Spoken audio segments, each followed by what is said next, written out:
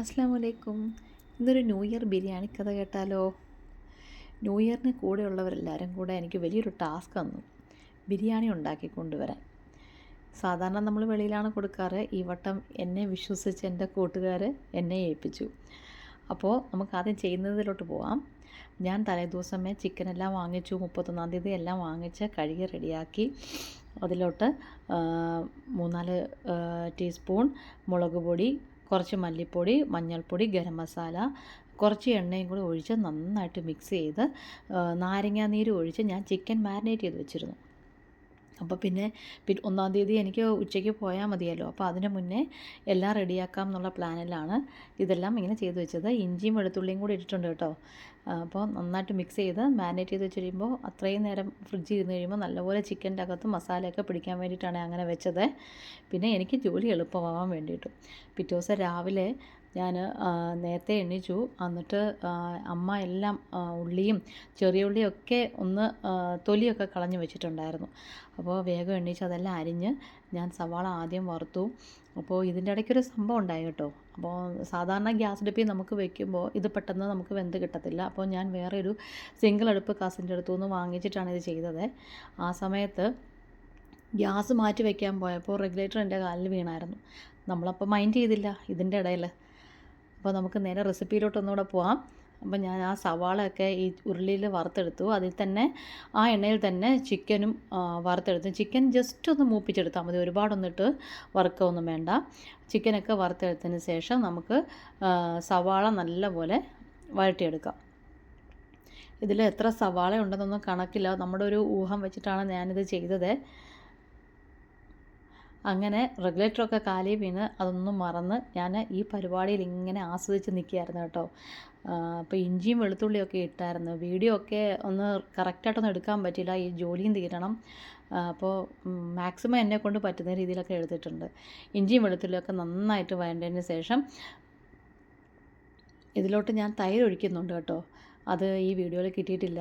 അതിനകത്ത് കുറച്ച് മഞ്ഞൾപ്പൊടിയും കുരുമുളക് പൊടിയും ഗരം മസാലയും മല്ലിപ്പൊടി മാത്രമേ ഞാൻ ഈ വഴറ്റിയ മസാലയ്ക്ക് അതിട്ടുള്ളൂ. മുളക് പൊടി യൂസ് ചെയ്തിട്ടേ ഇല്ല.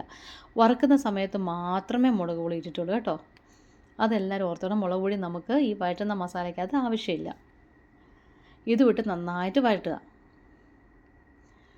ഭയങ്കര ഒരു ഹാപ്പിനെസ് ആയിരുന്നു എനിക്കിത് ചെയ്യാനൊരു ഭയങ്കര ഒരു ത്രില്ലായിരുന്നു കേട്ടോ. എൻ്റെ ഫസ്റ്റ് ടൈമാണ് ന്യൂ ഇയർ ആയിട്ട് എനിക്കൊരു ചലഞ്ച് കിട്ടിയതുപോലെയായിരുന്നു, ഒരു 20 പേർക്കുള്ള ബിരിയാണി ഉണ്ടാക്കുക എന്നുള്ളത്. ചെറിയൊരു ടെൻഷൻ ഉണ്ടായിരുന്നു, എങ്ങനെ ഇരിക്കും, ആദ്യമായിട്ടാണല്ലോ ഇതൊക്കെ ചെയ്യുന്നത്. പിന്നെ ഈ വഴറ്റിയതിലോട്ട് നമുക്ക് വറുത്ത് വെച്ച സവാളയും കൂടെ ആഡ് ചെയ്യാം. എന്നിട്ട് നന്നായിട്ട് വഴറ്റുക. അത് കഴിഞ്ഞിട്ട് നമുക്ക് തക്കാളി ആഡ് ചെയ്യുക. ഉരുളി നല്ല വലിപ്പം ഉള്ളതായതുകൊണ്ടും നമുക്ക് വഴറ്റാനൊക്കെ നല്ല എളുപ്പമായിരുന്നു. പെട്ടെന്ന് വഴണ്ട് കിട്ടും. പിന്നെ അതിലോട്ട് മല്ലിയിലയും പുതിനയില കുറച്ചും മല്ലിയില കുറച്ച് കൂടുതലും എന്നുള്ള റേഷ്യോയിൽ വേണം എടുക്കാൻ. ഒരേ ഇത് വേണ്ട, കൂടുതൽ മല്ലിയില കുറച്ച് പുതിനയില. എന്നിട്ട് അതെല്ലാം നന്നായിട്ട് വഴറ്റിയതിന് ശേഷം ചിക്കൻ ഇട്ടിട്ട് ഒന്നുകൂടെ നല്ലതായിട്ട്, ഞാനിത് കുറേ നേരം ഇടുന്നുണ്ട്, വീഡിയോ കുറച്ച് ഷോർട്ടാക്കിയെന്നേ ഉള്ളൂ. ഇതിട്ട് നന്നായിട്ട് മിക്സ് ചെയ്ത് കുറച്ച് നേരം അടച്ചു വെച്ച് ഞാൻ വേവിച്ചിട്ടുണ്ടായിരുന്നേ. അത് ഇതിനകത്ത് കാണത്തില്ല. പിന്നെ നമ്മൾ നേരെ ചോറ് വെക്കുകയായിരുന്നു. അതിനകത്ത് ഞാൻ അടുപ്പിൽ കട്ടിയുള്ള ചരുവം വെച്ചിട്ടുണ്ടായിരുന്നു. അപ്പോൾ ഞാൻ സാധാരണ ചോറ് വറ്റിച്ചാണ് എടുക്കുന്നത്.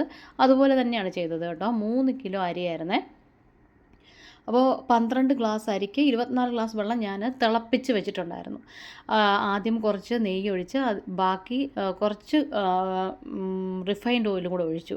പിന്നെ പട്ട ഏലക്കായും ഗ്രാമ്പും വളരെ കുറച്ചേ ഇട്ടിട്ടുള്ളൂ.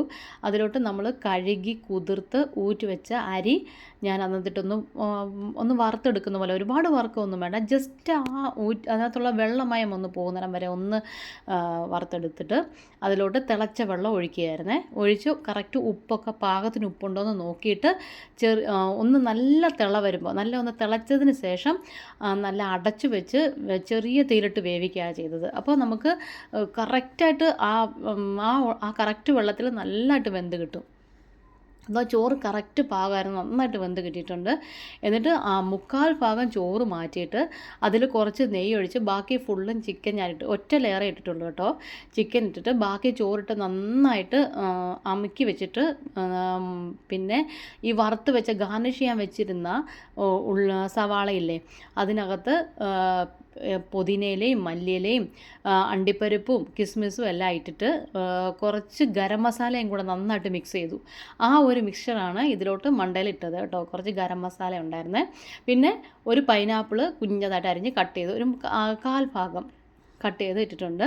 പിന്നെ മണ്ടയിൽ കുറച്ച് നെയ്യൂടെ ഒഴിച്ചിട്ട് അടച്ചു വെച്ച് ചെറിയ തീയിൽ ഒരു 5-6 മിനിറ്റ് ഞാനത് ചെറിയ തീയിലിട്ടെടുത്തു.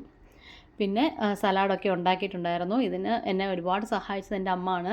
പിന്നെ എല്ലാവർക്കും ഉച്ചയ്ക്ക് അന്ന് ഡ്യൂട്ടിക്ക് പോയ സമയത്ത് ഭയങ്കര കാലുവേദനയായിരുന്നു റെഗുലേറ്റർ വീണതിൻ്റെ. പക്ഷേ എന്നെ എൻ്റെ ഫ്രണ്ട്സ് എല്ലാവരും ചേർന്ന് ഭയങ്കര സഹായിച്ചു. എന്നിട്ട് ബിരിയാണി കഴിച്ച സമയത്ത് അവരുടെയൊക്കെ ഫീഡ്ബാക്ക് കേട്ടപ്പോൾ ഞാൻ ഭയങ്കര ഹാപ്പി ആയിട്ട് ഇതെല്ലാം ഞാൻ മറന്നുപോയി. ഭയങ്കര സന്തോഷമായിരുന്നു. Thank you.